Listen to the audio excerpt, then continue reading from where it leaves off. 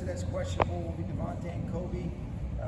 Kobe's going to be able to, go today. Feel good. It's kind of semantical. So unless there's setbacks that are unforeseen, expect those guys to be ready to go. And we're looking forward to a great game on Sunday. What was your reaction to the lawsuit yesterday? Yeah, I was made aware of that. As with any of those things, especially as a legal manner, keep those things in-house. That's kind of been consistent since I've been here, how we kind of deal with those things out of respect for the process. And so this isn't something that we weren't aware of, and it's very clear communication and understanding of it, and keep it kind of to that. Hopefully you guys can respect that. Will there be any more discipline? I know he had the 2-game suspension by the NFL. Will you guys contemplate any That's not other something that we're talking about right now. And like I said, we're keeping those things in house, and this is something that was a previous incident, and so as it goes through that process, we'll kind of deal with those things behind the scenes. But was made aware. There won't be any actions as it relates to Alaric as far as his status for the game.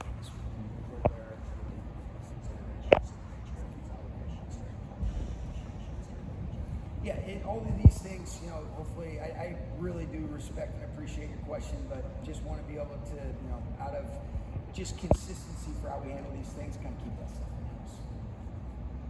And I apologize because I do, understand you guys have a job to do, but that's kind of been par for the course with how we want to be able to handle it out of respect for the situation, and that's kind of going to be consistent with what I say on those things. So, do appreciate your guys' understanding on that. I guess what I'd be interested in is there anything new in this lawsuit that you guys didn't already know? Yeah, I mean, and I'm not exactly sure what is out there for your guys' awareness, but long story short, I was made aware of the situation that dates back, a little, longer, a long time ago, and so that's kind of cool.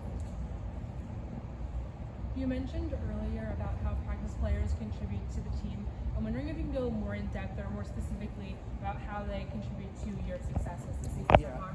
We always talk about, the practice, performance, and preparation equaling game reality, and I think in a lot of instances, because all 17 games have such significant value, you have to use practice as opportunities to get better. It's not the MLB where you play 162 games. It's not the NHL or the NBA where you're playing 82 regular season games, and you kind of sometimes have the luxury of being able to use those performances as a chance to be able to get guys experience. And so, when you're talking about the look teams and the looks that they're trying to replicate, especially on these Wednesdays, Thursdays, and the minimal reps that we get on Friday, it is key and critical. And I look at it as that, hey, we've got 53 guys on the active roster. We got a handful of guys on our practice squad, but they're all Rams, and they know how valuable it is. And you see, I know this, our guys really appreciate and value the contributions that everybody has that lead towards hopefully getting those results that we want on Sunday. And I think it's our job to be able to continuously find ways to call guys up on what a great job that they're doing, and that's been consistent with this group for sure.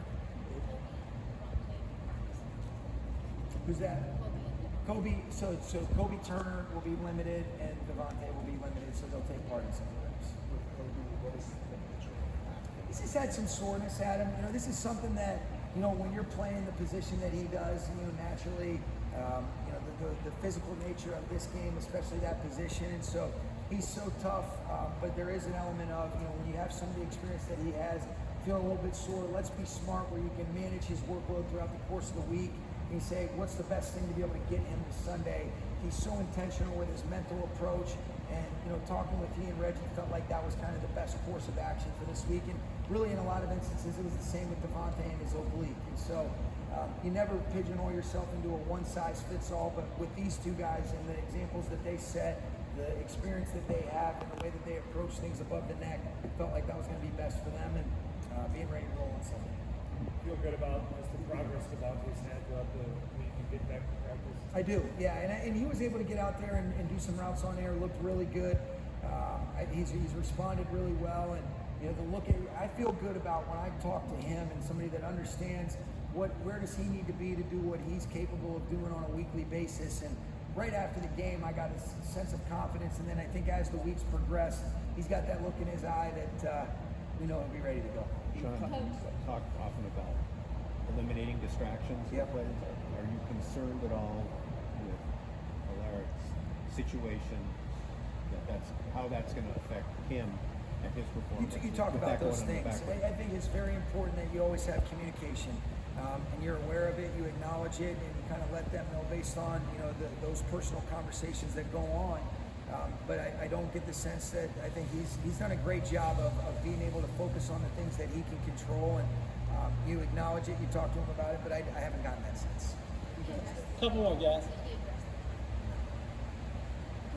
This game has significant NFC West implications. How do you keep the team focused? I think you try to be consistent with your process. It's the big game because it's the next game for us. And whether you're talking about against the 49ers, against Jacksonville a few weeks ago, New Orleans, we try to be consistent with our rhythm, our routine, our approach, and then we always try to be able to adjust and adapt if necessary. But I want to continue to see our guys continuously take steps with their preparation.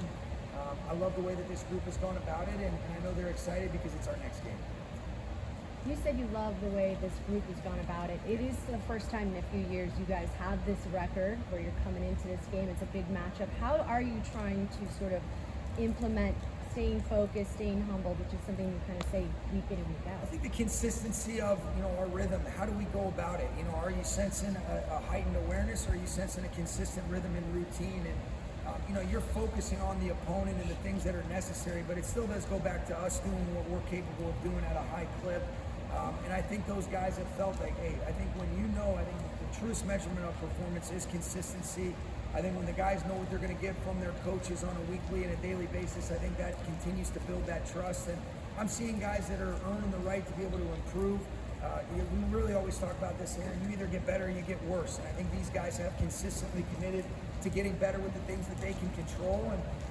And it is a big game because it's our next game. And we really believe that. And we've been in situations where, every single week you just focus on being totally and completely present. Everybody talks about it, but how often are you really about it?